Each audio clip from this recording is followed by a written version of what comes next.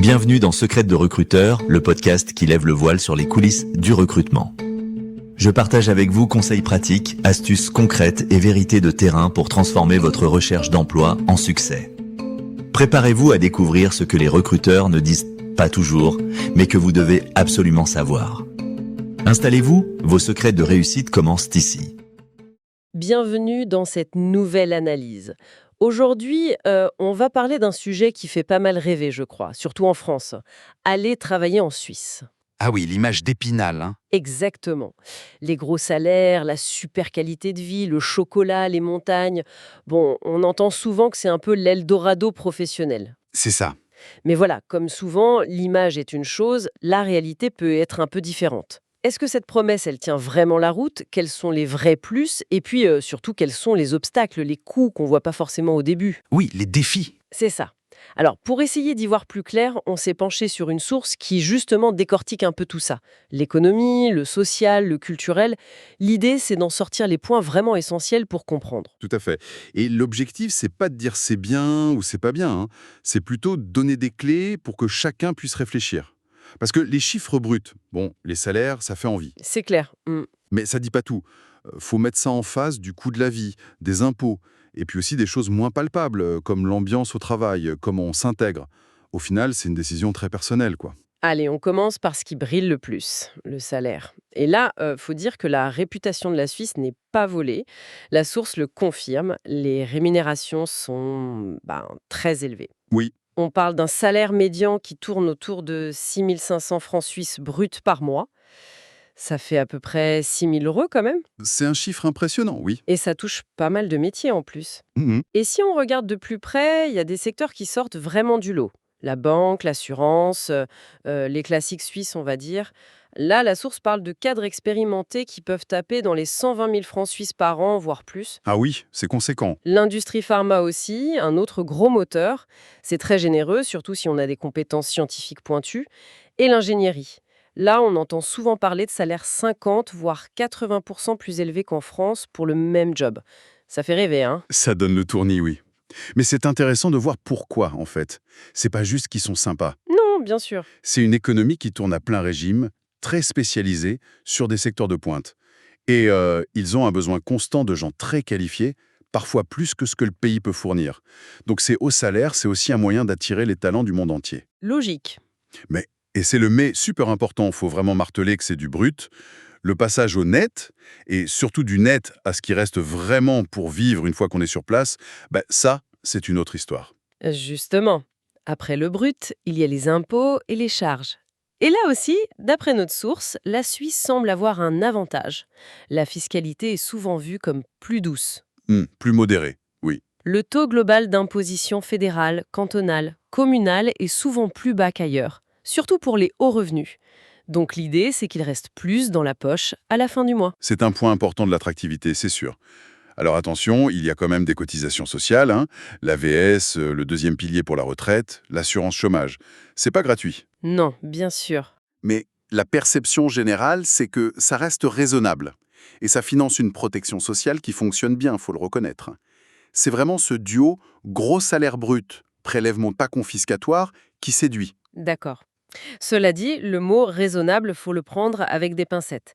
Ça représente quand même un bon pourcentage du salaire. Et puis, la structure est différente de la France. Par exemple, l'assurance maladie de base, la LAMAL, elle est privée, obligatoire et à ta charge. C'est pas une cotisation sur salaire. Il faut bien comprendre ce qui est couvert et ce qui ne l'est pas. Ok, donc si je résume cette première partie, des salaires bruts très alléchants, des impôts et charges perçus comme plus légers, le côté financier a l'air top. Mais Mais, on sait qu'il y a souvent un revers. Et en Suisse, ce revers, il a un nom, le coût de la vie. Et là, ça se complique sérieusement, non? Ah bah oui, là on touche au nerf de la guerre. La source est très claire. La Suisse, c'est systématiquement dans le top 3 mondial des pays les plus chers. Zurich, Genève, c'est connu pour être hors de prix. pour que ça parle un peu, la source donne des exemples assez frappants. Déjeuner au resto, le midi, en semaine. Faut compter facile 25-30 francs suisses, donc quasiment 25-30 euros. C'est ça. Une pizza le soir, c'est vite 20-25 francs. Même un café en terrasse s'approche les 5 francs. Ah oui, le petit café. Et les courses. Le panier moyen, la source estime que c'est à peu près 40% plus cher qu'en France. Ça, à la fin du mois, ça va faire mal. Oh que oui. Ces exemples, ça montre bien le choc que ça peut être. Pour quelqu'un qui vient de France ou d'ailleurs en Europe, ça peut paraître surréaliste, quoi. L'impact sur ce que tu peux vraiment acheter avec ton salaire, il est énorme.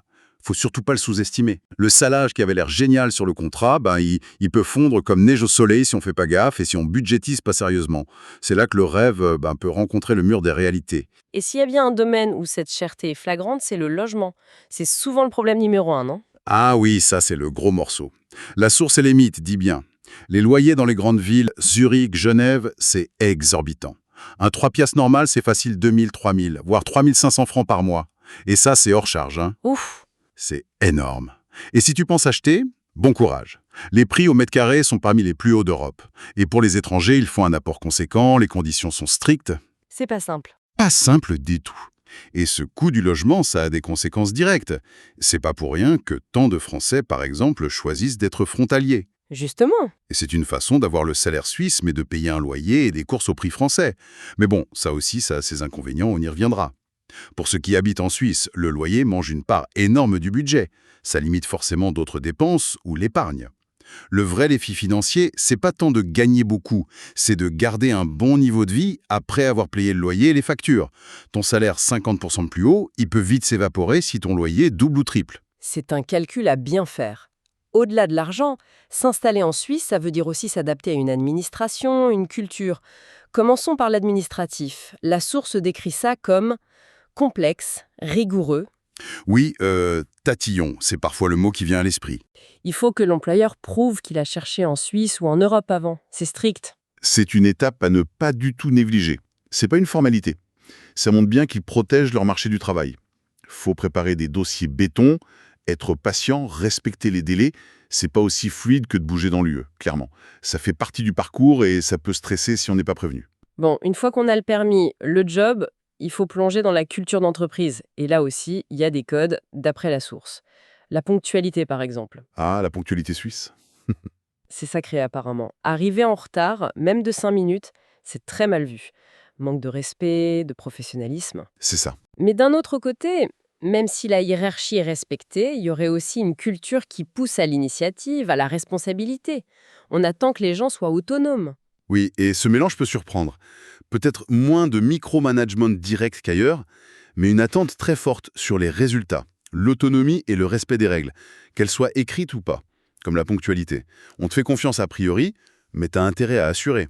On te laisse faire comment, mais le quoi et le quand sont hyper importants. Autre défi possible que la source mentionne, la langue. La Suisse a 4 langues officielles. Le français, c'est bien pour la Romandie, mais une grosse partie de l'économie, c'est en Suisse-Allemagne. Donc maîtriser l'allemand et même le suisse-allemand pour bien s'intégrer, ça devient souvent clé. C'est clair. Parler que français, même dans une multinationale à Zurich, ça peut limiter les opportunités, l'évolution. Faut pas sous-estimer ça. Non, c'est un vrai sujet. Et puis à l'intégration sociale, en dehors du boulot. La source parle de la réputation des Suisses d'être un peu réservés au début. Moins exubérant peut-être que les latins, oui. Créer des liens, d'amitié, un réseau perso, ça peut prendre plus de temps, demander plus d'efforts. C'est important pour se sentir bien, ça. Ah, mais c'est fondamental. Et c'est souvent le point faible, ce qu'on oublie. Réussir son expatriation, c'est pas juste le job et l'appart. C'est se sentir bien socialement, culturellement. Et ça demande un effort conscient. Oui. Faire l'effort d'apprendre la langue locale, même si tu bosses en anglais. S'intéresser aux coutumes, oser aller vers les autres, s'inscrire dans des clubs. Faut sortir de sa zone de confort. Être patient. C'est un investissement global, en fait. Bon, mais attention, faut pas non plus noircir le tableau, hein. On a beaucoup parlé des défis, mais la source insiste aussi énormément sur les points positifs. Et ils vont bien au-delà du salaire. La qualité de vie, ça revient tout le temps. Ah oui, ça, c'est un atout majeur et très concret. Qu'est-ce que ça veut dire concrètement ? Des services publics hyper efficaces, les transports en commun par exemple. Les trains suisses, légendaires. Voilà. Ponctuel, un réseau super dense. Le système de santé aussi, très bonne qualité, même si l'assurance coûte cher. Et puis, évidemment, l'environnement. Les montagnes, les lacs, la nature super préservée, très accessible. Ça, pour les loisirs, c'est top. Et tout ça, ça joue directement sur le bien-être au quotidien. C'est pas des détails. Moins de stress dans les transports, la sécurité d'avoir de bons soins, pouvoir s'évader facilement le week-end. Pour beaucoup, ça compense largement les efforts financiers ou culturels. C'est une vraie part de l'attractivité suisse. Et au travail même, les conditions. La source dit qu'elles sont souvent excellentes. Les horaires sont généralement respectés. Oui, la culture du présentéisme est moins forte, semble-t-il. C'est ça. Le minimum légal, c'est 4 semaines de congé, mais c'est souvent plus. Et on mentionne une culture d'entreprise qui, dans pas mal de secteurs, favoriserait un meilleur équilibre vie pro-vie perso. Moins de stress, peut-être. Qu'est-ce qu'on entend par là? Peut-être des réunions plus efficaces, moins de pression pour rester tard pour montrer, plus de respect pour les pauses, les vacances. C'est lié à cette idée d'autonomie et de responsabilité. Fais ton job efficacement pendant tes heures, on ne te demande pas de faire de la figuration. Si ça correspond à ta façon de travailler, c'est un énorme plus. Côté carrière, la source est positive aussi.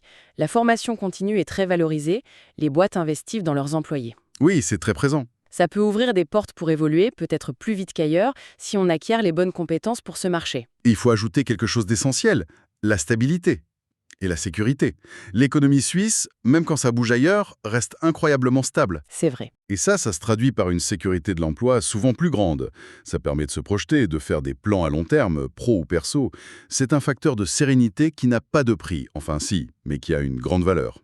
Bon, alors, on a d'un côté cet attrait financier fort, mais avec le coût de la vie élevé et les défis d'adaptation.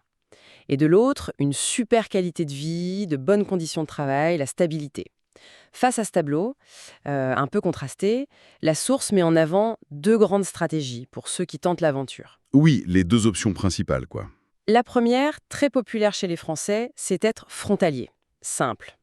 Tu bosses en Suisse, tu touches le salaire suisse, mais tu vis en France. Ou en Allemagne, en Italie. Voilà. Pour éviter le coût de la vie suisse, surtout le logement. Financièrement, ça peut être très intéressant. Mais, il y a des mais. oui, vivre dans une zone frontalière qui peut être saturée, et surtout les trajets, tous les jours. Ça peut être long, cher, fatigant. Usant, oui. Et puis l'intégration dans l'entreprise, dans la culture suisse, elle est peut-être moins forte aussi. Forcément. Deuxième option, l'expatriation totale. Tu vis et tu travailles en Suisse. Là, l'avantage, c'est l'immersion. Professionnelle, sociale, c'est plus facile de s'intégrer, de créer son réseau, de profiter vraiment de la qualité de vie au quotidien. C'est souvent mieux pour une carrière longue sur place. Par contre, on se prend le coût de la vie en pleine face, l'investissement de départ est lourd, logement, caution, assurance maladie, et l'effort d'adaptation culturelle, linguistique, il est plus grand. Exactement. Et le point clé ici, c'est qu'il n'y a pas de bonne ou de mauvaise solution. C'est hyper personnel. Frontalier aux résidents, ça dépend de tellement de choses. Tes objectifs de carrière, ta situation familiale. Voilà, célibataire en couple avec enfant, tes moyens financiers, ta tolérance aux bouchons du matin, ton envie de t'intégrer ou pas. C'est un calcul complexe. Faut vraiment se poser et réfléchir à ses priorités, ses contraintes. La source insiste là-dessus, bien analyser les pour et les contre de chaque option pour son cas perso. Bon, on arrive à la fin de cette exploration. Qu'est-ce qu'on retient au final? La Suisse, c'est clair, ça reste une opportunité pro et financière énorme. Salaire haut, conditions de travail souvent top, qualité de vie, mais c'est pas l'Eldorado facile. Non, loin de là. Le gain réel, il dépend beaucoup de ton secteur, de ton poste et surtout de ta stratégie, frontalier ou résident, et du train de vie que tu es prêt à accepter face au prix. Et les clés pour réussir, si on résume ce que dit la source, c'est vraiment une approche lucide, pragmatique. D'abord, bien négocier son salaire en connaissant le coût réel de la ville là où on va. Ensuite, budgétiser super sérieusement tout, loyer, assurance, impôts, transport, sortie. Anticiper. Voilà. Et troisièmement, se préparer mentalement et concrètement aux défis administratifs et culturels. La longue, si besoin. Le maître mot, c'est réalisme. Bonne préparation pour éviter la douche froide. Et d'après la source, qui s'en sort le mieux? Souvent, ce sont ceux qui ont une expertise très recherchée là-bas. Les profils pointus, oui. Ceux qui sont capables de s'adapter, qui sont curieux, persévérants face aux premières difficultés, et ceux qui ont un projet clair à moyen ou long terme en Suisse. Pour eux, l'expérience est souvent très positive. Pas juste pour l'argent, mais aussi pour la carrière et la vie en général. Donc le message de fond de la source, c'est « Allez-y si le projet vous tente, mais avec ambition et réalisme. Préparez-vous bien. Les gros chiffres sur la fiche de paie, c'est attirant, mais faut pas oublier les efforts, les contraintes, les compromis derrière. C'est une aventure qui peut être super, mais elle est exigeante. Faut s'investir. Et pour finir, une petite question pour prolonger la réflexion. Au-delà du calcul purement financier, qu'est-ce qui pèse le plus lourd pour chacun dans la balance? Est-ce que c'est vraiment l'argent, gagner beaucoup plus, qui prime, même si ça implique des compromis sur le coût de la vie ou l'intégration? Ou bien, Ou bien est-ce qu'on cherche autre chose? Un environnement de travail différent, peut-être plus sain, un meilleur équilibre profit-perso, la sécurité, la qualité de vie, quitte à accepter les défis financiers et culturels. Comment on arbitre entre la valeur très concrète de l'argent et celle, plus immatérielle mais bien réelle, d'un cadre de vie et de travail différent? Voilà, matière à réflexion. Merci d'avoir écouté Secrets de recruteur. J'espère que ces conseils vous aideront à avancer vers le job qui vous correspond vraiment. Pour retrouver encore plus d'astuces, de ressources et nos dernières opportunités, rendez-vous dès maintenant sur www.recrute-talent.fr. Et si ce podcast vous a plu, abonnez-vous et partagez-le autour de vous pour aider d'autres candidats. À très bientôt pour un nouvel épisode.